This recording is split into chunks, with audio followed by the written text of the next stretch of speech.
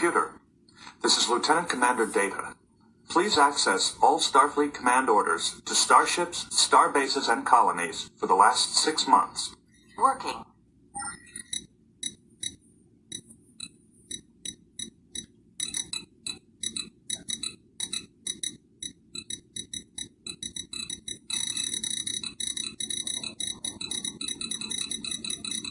Startling. Quite extraordinary, in fact. Direction unclear. Please repeat request. That was not a request. I was simply talking to myself. A human idiosyncrasy, triggered by a fascination with a particular set of facts, or sometimes brought about by senility, or used as a means of weighing information before reaching a conclusion, or as Thank you, sir. I comprehend. Please specify how you would like to proceed, sir. Please continue with record scan.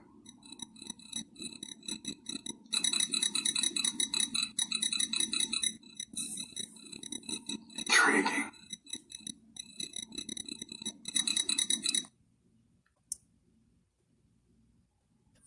Yes, please continue with record scan. Please continue with record scan, says Lieutenant Commander Data from Star Trek The Next Generation, talking to a computer, talking to another artificial intelligence. One artificial intelligence, an android, talking to another artificial intelligence. I thought that was an appropriate way to start our podcast here, because everyone seems to be talking about ChatGPT. Well, certainly everyone seems to be talking about AI in general, right? Just artificial intelligence in its many forms. Even if you have an iPhone, your Siri. If you have an Android, a Droid, your Hey Google. You can use it on a browser, your laptop, your Chromebook, MacBook Pro. I guess, you could do it as well. You could use Siri. Siri versus Hey Google. And now, and then of course we can't forget Amazon Alexa. We can't forget the Echo. And now we have ChatGPT. Now what does, and this is the thing, because people say, what is that? What is ChatGPT? ChatGPT stands for Chat Generative Pre-trained Transformer. It's a chatbot launched by OpenAI in November 2022. So it's recent. Just brought it out a couple months ago, 2-3 months ago. It is built on top of OpenAI's GPT family of large language models and is fine-tuned with both supervised and reinforcement learning techniques. It was launched in November of 2022 and quickly garnered attention for its detailed responses and articulate answers across many domains of knowledge. But, here we go, its uneven factual accuracy was identified as a significant drawback.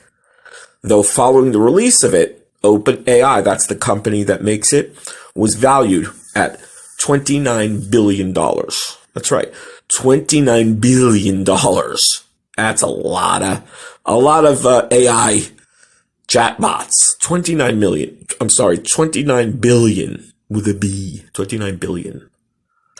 So ChatGPT, its additional abilities, its additional talents. Here from the official wiki, the core function of a chatbot is to mimic a human conversationalist. ChatGPT is versatile. For example, it can write and debug computer programs, compose music, write teleplays or fairy tales, write student essays, answer questions, test questions. Recently, I heard it passed the medical exam, which is pretty impressive. Sometimes, it continues, sometimes depending on the test, at a level above an average human test taker, or it can write poetry and song lyrics. And it can simulate an entire chat room, play games, tic-tac-toe, and the like. Its training includes pages and pages of information, but it's not hooked up to the net. And that's an interesting, before I started playing around with it, I said, it must, be drawing from wiki or many millions of pages on the internet. It doesn't. They hand feed and train it over many years, I would imagine, and this is where we are right now. And even in the official wiki here, the OpenAI, the company, acknowledges that it suffers from multiple limitations, sometimes writing plausible sounding but incorrect or nonsensical answers. And I ran into that when I asked it to review certain television programs that I love. I asked it to review an episode of The Outer Limits, an episode of The Twilight Zone, and an episode of Star Trek The Next Generation. And in each instance, it got like half or so correct, pretty good. And then it would spout nonsense, complete, errors, flaws, or lies. It said that Martin Landau, the actor, was starring in a certain Outer Limits episode, and he did not. One of my favorites is called The Zanti Misfits. And, it said that Martin Landau starred in that, and he did not. So, an error or deceit, ChatGPT, which was it? But the thing that I really wanted to get out to you guys and convey is the creative limitations. I call it severe creative limitations, the creative drawbacks. Now, it's one thing if you're using it to sort of look up information almost like Google or a wiki.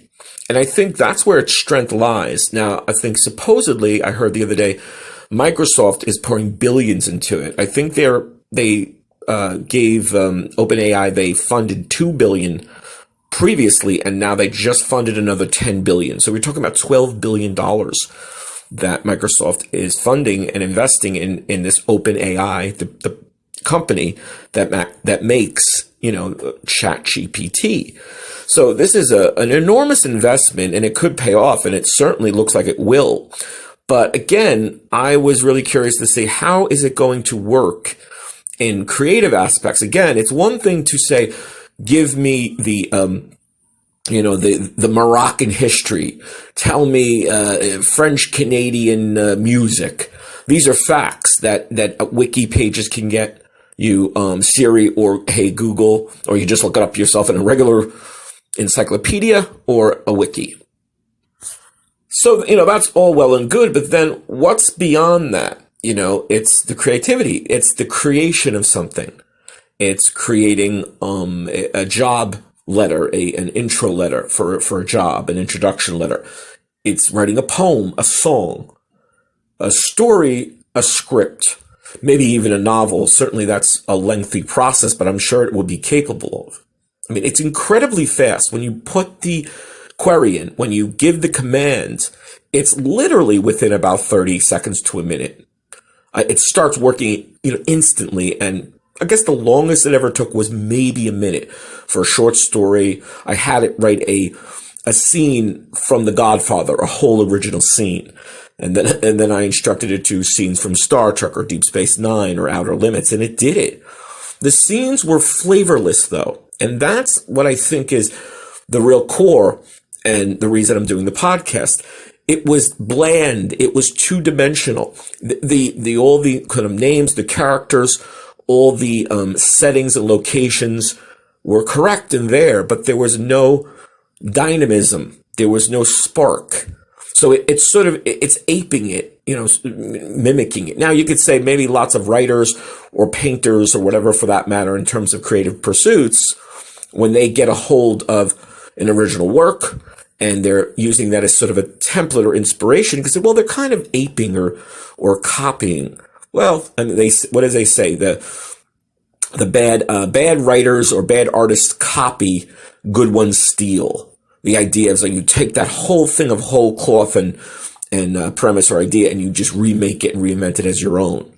So again, every time I told it to do a creative thing, it just seemed really boring and lackluster. And I will say, when I asked it to write songs in the style of, say, Prince or Bruce Springsteen or the Beatles or Taylor Swift, it spit out song lyrics, and they were decent. They certainly were, doable, recordable. I mean, if you recorded it, people would say, oh, it's a kind of cool song, I guess. Certainly the music wasn't there. These are lyrics. So I guess maybe the next step will be, I don't know, maybe they do have a program it can write music as well. Certainly synthesizers, but that's, of course, programmed by people. But I guess the next big wave after all this, photorealistic and art programs, AI that can just generate any image pretty much. And now writing, I guess music is going to be, along any day now, or maybe it is. I don't know. You guys give me some feedback. Tell me about that if it's true. So as I said, I put it through its paces. I've been doing it, I guess, almost a month, weeks. So I'll go in at least 2 or 3 times a week, a couple days, and I'll put it through its paces. Write me a song, write me a poem, write me a poem. I said, I requested, write me a poem in the style of Edgar Allan Poe about Captain Kirk. And it was pretty cool. I have to say the poetry, probably because it's long form, taking nothing away from a poet or a lyricist for that matter. But when you have maybe a quarter page or half a page of text and sort of these pithy lines and iambic pentameter and, meter, it's not, it certainly isn't something that if you hold it up to scrutiny, real sort of detailed, it's probably won't fall apart as much as a short story, as a television script scene or movie or screenplay scene, because this is much more complex and many more lines and words, and it has to make sense and be logical, where again, poetry is great, but saying, my dreams have taken flight and, we're wafting over the ocean, it's more emotion. It's right. It's illustrative. It's illusions or imagery. It's feelings. It's the feels. You don't really have to make logical, cohesive sense and rational and make it rational. So the lyrics and the poems were pretty cool, actually, especially when you said, in the style of Edgar Allan Poe, in the style of whatever poet you're selecting. So the screenplay scenes, the TV scripting, and the movie scripting was pretty flat. It certainly did generate scenes, and it just seemed like it would be pulled from that particular movie or TV show. But with no spark, it's almost like a kind of deleted scene, which was okay, but didn't really, wow your world, and we could do without it. So here now, I'm gonna read several creative exercises, and these are short stories, and you'll see. It speaks for yourself. It speaks for itself when I read it. All right, now this is my request: write a story about Bruce Lee defeating Dr. Manhattan. Once upon a time, in a world of martial arts and superpowers, Bruce Lee found himself facing off against the powerful being known as Dr. Manhattan. Dr. Manhattan was known for his godlike abilities and had never been defeated in combat. However, Bruce Lee was determined to prove that his true strength came from the skill, technique, and the human spirit. As the two stood facing off with each other, Bruce approached with his signature quick and fluid movements. Dr. Manhattan, confident in his abilities, made no attempt to dodge nor defend. But Bruce was more than a match for the seemingly indestructible being. He moved with lightning speed, delivering blow after blow with precision and power. Despite Dr. Manhattan's immense strength and near invincibility, Bruce's agility and martial arts expertise proved to be too much for the superhuman to handle. In the end, Bruce emerged victorious, having defeated the unbeatable Dr. Manhattan with his superior skills and unbreakable spirit. The battle became the stuff of legend, and Bruce cemented his place as one of the greatest martial artists of all time. From that day forward, people remembered that true strength and power comes not from supernatural abilities, but from the relentless pursuit of mastery and the human spirit. There you go. So not awful. But we know as human beings, certainly as fans of comic books or fans of Bruce Lee, I'm both. I love Dr. Manhattan, I love Watchmen, and I love Bruce Lee. And we know that if Dr. Manhattan existed alongside Bruce Lee, that Dr. Manhattan would wink or snap his finger and Bruce Lee would just be gone. He'd become a flower, or he'd just take him apart atom by atom. So you have this request. And a person would say, what? You can't do this. Or, Bruce Lee can't defeat Dr. Manhattan. Or what you do, almost like Kirk with the Kobayashi Maru, because he couldn't do it, or it was not a zero sort of sum game, a 0 and 1, a black and white, an on and off, a win or loss. It was creative thinking. So maybe in your short story with Bruce Lee, if I asked you, write a story that Bruce Lee defeats Dr. Manhattan.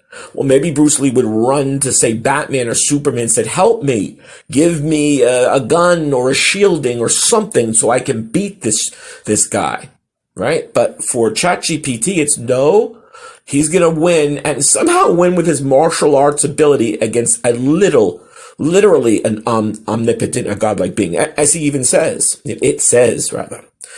So that was the first one. Make of it what you will. And again, it's written competently, so much like a fairy tale once upon a time, and sort of, And here's the second one. And I figured, let me go for broke.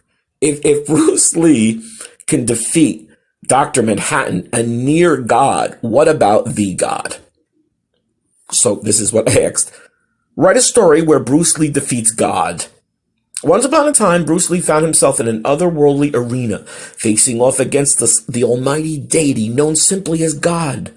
God, confident in his own immense power and wisdom, offered Bruce a choice. Surrender now and acknowledge his superiority, or face certain defeat in battle.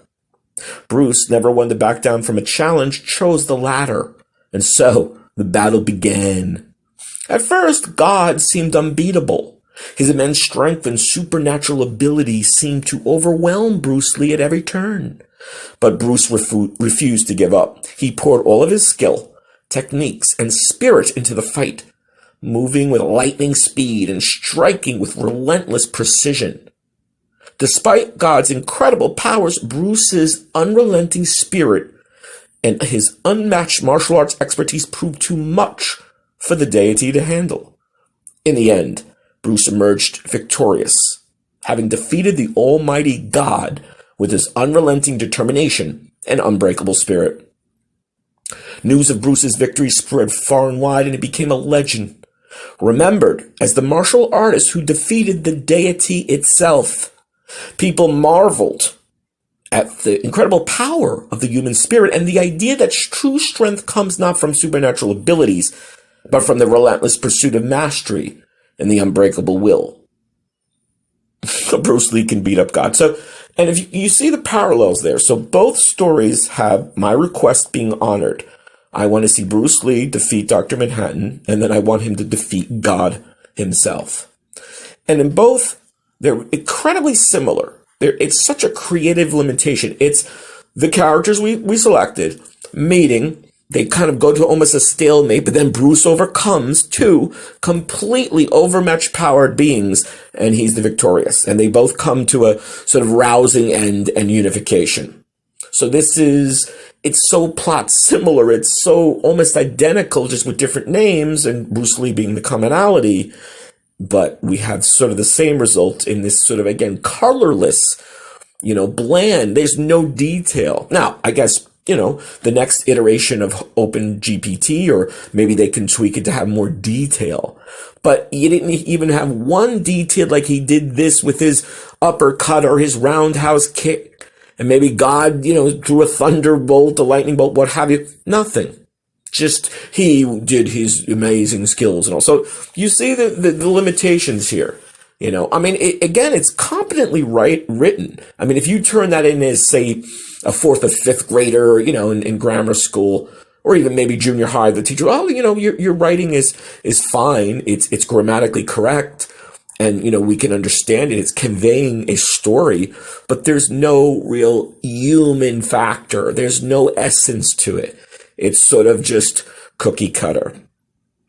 So I guess basically what I'm saying here, of course, is all the writers out there, especially the writers especially of short stories, be calm and reassured and relax, because your jobs are going nowhere, And I would imagine too, even the company, even, OpenAI and with ChatGPT, they're not trying to say this is what's going to happen. And I think people are being much too reactionary and alarmist. It is a great tool. The things I've, requested, the lyrics, the song lyrics, the poems, the historical things I was talking about, certain European history and Asian history, it works. It gives you that answer. But as the wiki warns, as all the official docs warn, many times it's wrong, or certainly it'll give you a lot of truth and a lot of bunk. Just like my Outer Limits episode. Martin Landau does not star in the Xanthi Misfits. Martin Landau stars in another Outer Limits episode, so it must have confused that. So there you have it. Open chat. OpenAI ChatGPT is an incredible tool. It's most likely, yes, it is the future, certainly, but writing jobs are safe. Creativity seems still to be solely within human hands, at least really good creativity. There's a pop singer, I guess, rock singer, Nick Cave, and someone wrote, ChatGPT, they ordered one up and they sent him a song in his style. And he called it a sort of bullshit mockery. He said it was, I think he said, yeah, this is bullshit. It's complete mockery. So, let me look it up here. It says, Nick Cave was critical of a song written by ChatGPT, commenting this song is bullshit, a grotesque mockery of what it is to be human. He said, with all love and respect in the world, this song is bullshit, a grotesque mockery of what it is to be human, and well, I don't much like it. So, again, you've got to understand, this person is literally sort of, mimicking or trying to say, I can, my 30 seconds using ChatGPT is going to put you out of a job. It's just, people are just being much too reactionary, I think. Though it is an impressive tool right now. And supposedly, I read an article that the next iteration, the next, evolution of this version will be several orders better. So, hey, maybe in 6 months or a year, we'll all be replaced. Everybody will just have no jobs, no purpose in life, and we'll all join hands and all at once jump into the sea. That's it. The Matrix, Hope you enjoyed listening. This was an interesting topic. Please send us feedback because I'd like to hear your opinions on this one for sure. Subscribe if you have not. If you have, it's great. It's free. It's always free. You can do a freebie, but you can do the open, paid people too. You could do a paid version, and that's $4.99. Not too bad, not too shabby. It's a bargain or barganza. And then you get lots of exclusives. Either or. Keep on listening, keep on feedbacking, and we'll see you soon. Go play with ChatGPT. It's a lot of fun, and don't be scared of it.